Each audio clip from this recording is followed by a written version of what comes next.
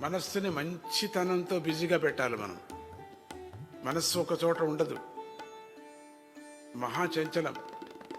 శ్రీరాముడు కోతిని ఎందుకు తీసుకున్నాడు? కోతి స్వభావం చాలా చంచలం. ఒక చోట ఉండదు కోతి, ఒక చోట తినదు. ఒక భార్యాభర్త కాదు దానికి, ఒక తోట కాదు, ఒక చెట్టు కాదు, ఒక స్టైల్ కాదు దానికి. విపరీతమైన చంచలం. మనస్సు నుంచి ఇంద్రియాల వరకు చంచలం. ఆ ఆధారాన్నే తీసుకున్నాడు స్వామి, ఆ మర్కటాన్నే తీసుకున్నాడు సేవకు శ్రీరాముడు. ఆ మనస్సు నిలిచింది దానికి, పరమాత్ముడి మీద నిలిచింది ఆ కోతికి. అంటే హనుమంతుడు కోతి అని ప్రశ్న కాదు ఇక్కడ. హనుమంతుడు బ్రహ్మ, ఆ కోతి రూపంతో ఉన్నాడు అంతే.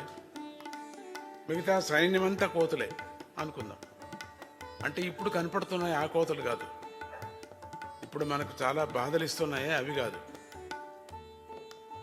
అవి ఇంకా లో క్లాస్లో ఉండేటువంటి కోతులు. ఆ చంచలమైన మనస్సును నిలిపాడు పరమాత్ముడు.